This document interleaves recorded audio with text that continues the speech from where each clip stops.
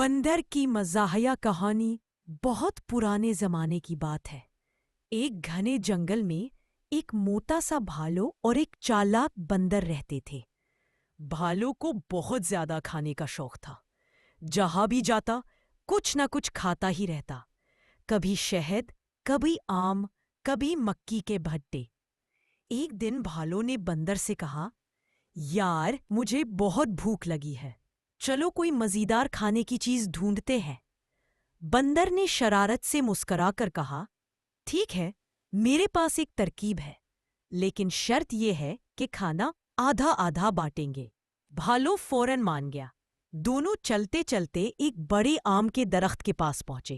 بندر فوراً درخت پر چڑھ گیا اور میٹھے میٹھے آم توڑنے لگا۔ نیچے بھالو کھڑا تھا اور من میں پانی بھر آیا تھا۔ بندر ہر آم کا ایک بڑا سا کٹا لیتا، پھر نیچے پھینک دیتا اور کہتا، بھالو بھائی، یہ تمہارا حصہ ہے۔ بھالو بیچارہ ہر بار آدھا کھایا ہوا آم اٹھاتا اور کھا لیتا۔ کچھ دیر بعد بھالو بولا، یہ کیسا انصاف ہے؟ تم تازہ آم کھا رہے ہو اور مجھے بچے کھچے دے رہے ہو۔ بندر ہنستا ہوا بولا، ارے بھائی، تمہیں تو آدھا ہی چاہیے تھا نا؟ میں نے پہلے آدھا کھا لیا، باقی تمہارے لیے چھوڑ دیا۔ بھالو غصے سے درخت کو ہلانے لگا، لیکن بندر چالاک تھا، فوراً ایک شاخ سے دوسری پر چھلانگ لگا کر بھاگ گیا اور دور سے قہقہے لگاتا ہوا کہنے لگا، بھالو بھائی، زیادہ کھانے کا لالچ ہمیشہ نقصان دیتا ہے۔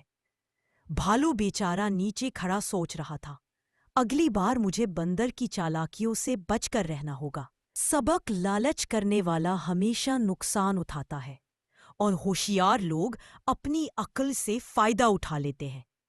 دوستو، مزید دلچسپ کہانیاں سننے کے لیے سبسکرائب کا بٹن دبائیں اور بیل آئیکن پر بھی کلک کریں تاکہ ہر نئی کہانی آپ تک فوراً پہنچے۔